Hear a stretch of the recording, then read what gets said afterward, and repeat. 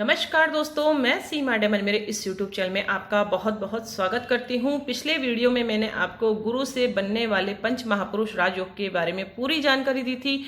आज मैं आपको बुध ग्रह से बनने वाला भद्र नामक पंच महापुरुष राजयोग के बारे में पूरी जानकारी दूंगी। यदि आपकी कुंडली में यह राजयोग बन रहा है तो आप राजा के समान जीवन जिएंगे। आपके जीवन में धन, ऐश्वर्य, मान सम्मान, आपको सब कुछ प्राप्त होगा। यदि आपकी हमारी कुंडली में कोई भी राजयोग बनता है तो उससे हमें बहुत अधिक अच्छा रिजल्ट हमारे जीवन में प्राप्त होता है जब भी उस ग्रह की दशा चलती है।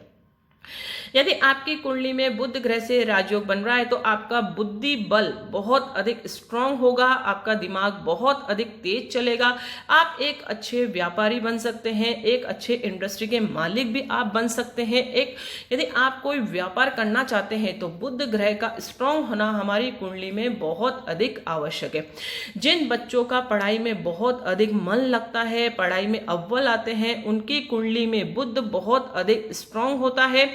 यदि आपकी कुंडली में बुध ग्रह से यह राजयोग बन रहा है तो आप अपने जीवन में सर्वश्रेष्ठ रहेंगे, सबसे आगे आप रहेंगे। दोस्तों, आप एक अच्छे सलाहकार भी अपने जीवन में बन सकते हैं, एक अच्छे वकालत भी आप कर सकते हैं और एक विद्या के देवता होते हैं बुध ग्रह। तो विद्या के क्षेत्र में यदि आप अपना करियर का चुनाव करेंगे तो उससे बहुत अधिक लाभ अपने जीवन में प्राप्त होगा। मैं आप लोगों से एक बात शेयर करना चाहती हूँ। यदि आप कोई करियर का चुनाव करने जा रहे हैं, अर्थात आप स्टूडेंट हैं, सब्जेक्ट लेने जा रहे हैं या फिर कोई कंपटीशन एग्जाम की तैयारी कर रहे हैं कि उस क्षेत्र में मुझे करियर बनाना है, और यदि आप व्यापार करना चाहते हैं या फिर कोई जॉब भी करना चाहते हैं, आपको किस क्षेत्र में जाना चाहिए, आप कुंडली के अकॉर्डिंग वह क्षेत्र का चुनाव करेंगे तो 100% आपको बहुत अधिक अच्छा लाभ प्राप्त होगा। इसके विपरीत यदि आपने कोई नेगेटिव क्षेत्र का चुनाव कर दिया, यदि सपोज करिए चंद्रमा आपकी कुंडली में नेगेटिव है, आपने लिक्विड क्षेत्र से रिलेटेड कोई भी कार्य करा, उसी फील्ड में आपने करियर का चुनाव कर लिया, तो उससे आपको कभी भी सक्सेस नहीं प्राप्त होगी। इसलिए करियर का चुनाव करने से पहले यह हमारे जीवन में बहुत अधिक इंपॉर्टेंट होता है। करियर का चुनाव हो गया, शादी का हो गया, और स्वास्थ्य से रिलेटेड कोई भी समस्या हो तो कुंडली का एनालिसिस करवाना बहुत अधिक आवश्यक है, ताकि हम हमारे जीवन के बारे में जान सके कि कौन सी दिशा हमारे लिए अच्छी है। दोस्तों, अब बुध ग्रह से यह राजयोग कब बनता है, उसकी सिंपल डेफिनेशन है, बुध जब अपनी स्वयं की राशि में हो। स्वयं की राशि में कब होता है? मिथुन राशि उसकी स्वयं की राशि है, कन्या राशि उनकी स्वयं की राशि है।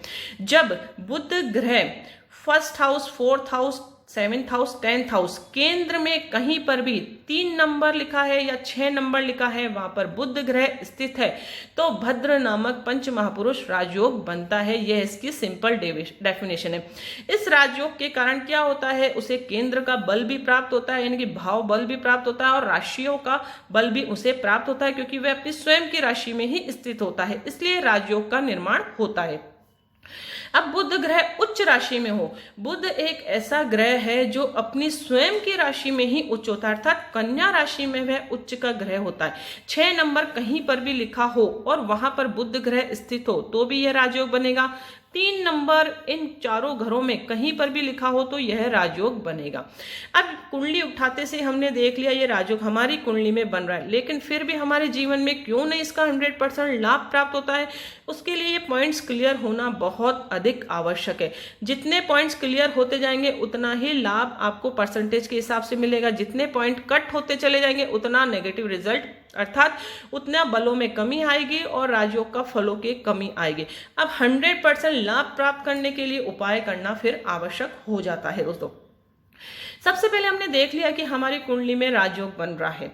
अब हमें क्या देखना है कि बुध बली होना चाहिए, अर्थात उसकी डिग्री, जो डिग्री से पावर मेंशन होती है वह स्ट्रांग होनी चाहिए।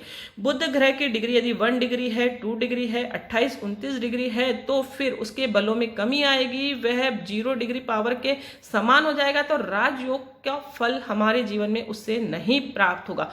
उस अवस्था में हमें क्या करना चाहिए ताकि 100% रिजल्ट प्राप्त हो, वह उपायों के माध्यम से मैं आपको बताऊंगी।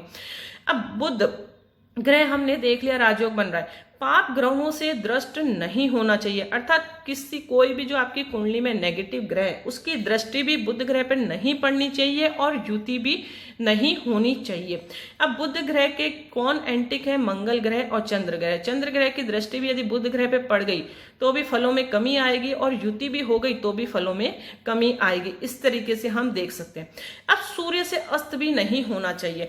हमारी कुंडली में बहुत अधिक 99% संभावना होती है सूर्य और बुध बहुत अधिक नजदीक चलते हैं। सूर्य बुध की युति अधिकतर कुंडलियों में मिलती है, तो सूर्य से अस्त नहीं होना चाहिए। 1 डिग्री डिफरेंस होता है, उस पे अस्त हो जाता है ग्रह, तो अस्त नहीं होना चाहिए। अस्त का मतलब होता है उस ग्रह के कारक तत्व भी नष्ट हो गए हैं और उस ग्रह की पावर भी नष्ट हो गई है।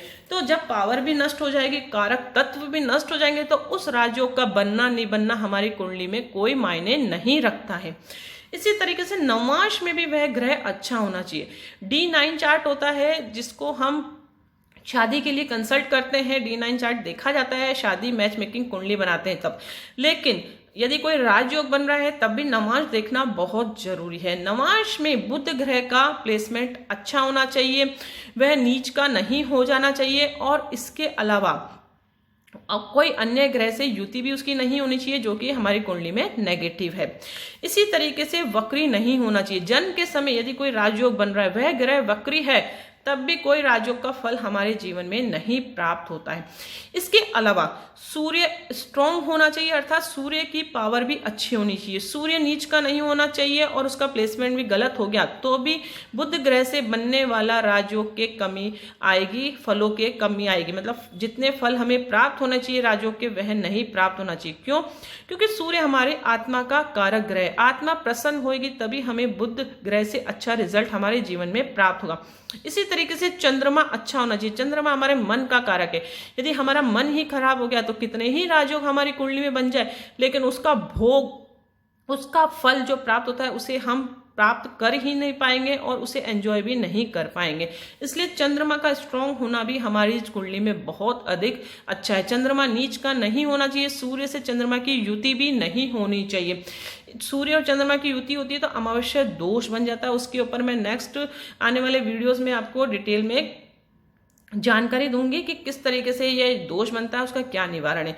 अब लग्न का स्वामी भी अच्छा होना चाहिए। बस कभी कभी ऐसा कुंडली में होता है कि यहाँ 3 नंबर लिखा है तो जरूरी नहीं है कि बुध ग्रह 3 नंबर अर्थात मिथुन राशि में वह लग्न का स्वामी हो गया, लेकिन कन्या राशि में लग्न का स्वामी नहीं हुआ तो वह कन्या राशि में हमारा राजयोग बना रहा था। उस अवस्था में हमें मिथुन यानी कि लग्न का जो स्वामी है उसे स्ट्रांग होना बहुत जरूरी है। क्योंकि धनु लग्न कौन कौन सी कुंडलियों में बनता है उसके अकॉर्डिंग मैं एग्जाम्पल से आपको क्लियर करूंगी। तो लग्न का स्वामी भी अच्छा होना चाहिए। उसके अलावा नक्षत्र भी देखना बहुत जरूरी है कि बुध कौन से नक्षत्र में बैठा है। यदि वह अपने मित्र नक्षत्र में बैठा है तो अच्छा फल देगा, यदि शत्रु नक्षत्र में बैठा है तो फिर नेगेटिव रिजल्ट वह देगा, अर्थात फलों में कमी आएगी। अब कौन कौन सी राशियों में यह राजयोग बनता है? 3 नंबर 6 नंबर में तो ये बनता ही, अर्थात मिथुन राशि और कन्या राशि में तो यह राजयोग बनेगा। उसके अलावा 9 नंबर 12 नंबर अर्थात धनु राशि और मीन राशि में यह राजयोग बन रहा है। यदि आपकी धनु लग्न की कुंडली है, मीन लग्न की कुंडली है, मिथुन लग्न की कुंडली और कन्या लग्न की कुंडली है तो यह राजयोग बनेगा। अन्य लग्न कुंडली में यह राजयोग नहीं बनता है। केवल 4 राशियों वाले लग्न कुंडलियों में ही यह राजयोग बनता है। अब मैं आपको एक एग्जांपल देके बताती हूँ कि किस तरीके से ये राजयोग बनता है लेकिन फिर भी इसका लाभ नहीं प्राप्त होता। ये एक जातक की कुंडली थी, बहुत अच्छी कुंडली है, इसमें अच्छे अच्छे राजयोग बन रहे हैं, कुछ ग्रह उच्च के भी होकर बैठे हैं, लेकिन फिर भी इसके जीवन में समस्या है। क्यों है आप देखिए।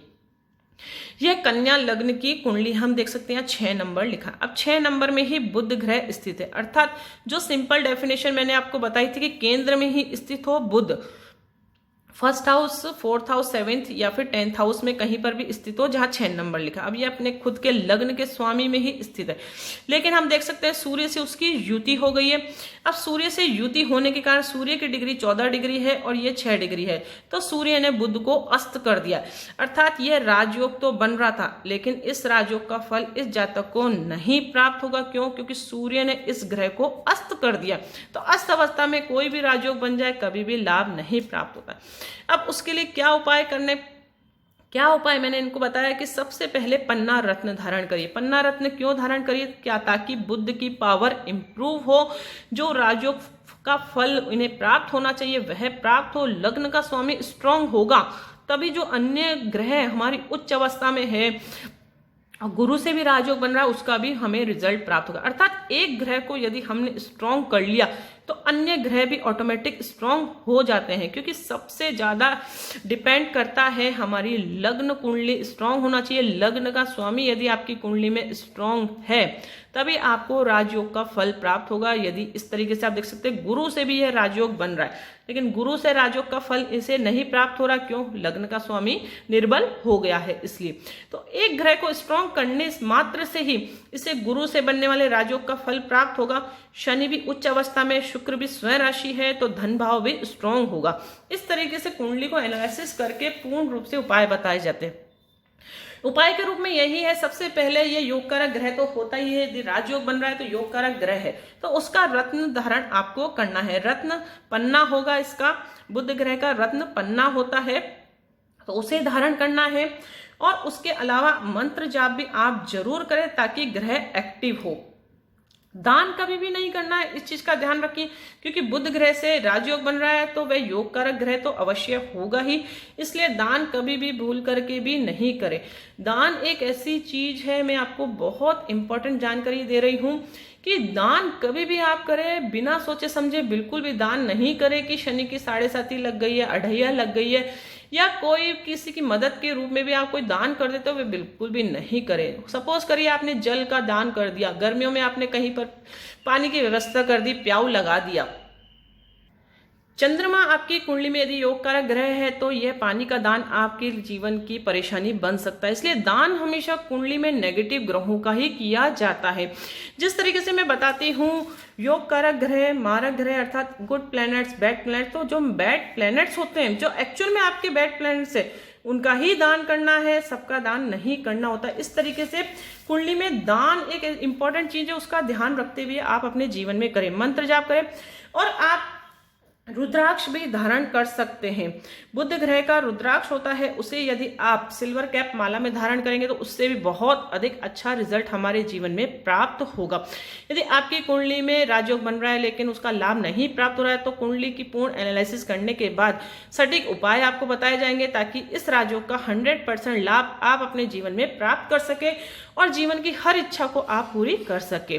आई होप आपको ये वीडियो पसंद आया होगा। यदि वीडियो पसंद आए तो इसे आप लाइक जरूर करें, दूसरों के साथ भी इसे शेयर अवश्य करें, और कोई भी सुझाव हो तो आप कमेंट्स के द्वारा मुझे जरूर बताएं।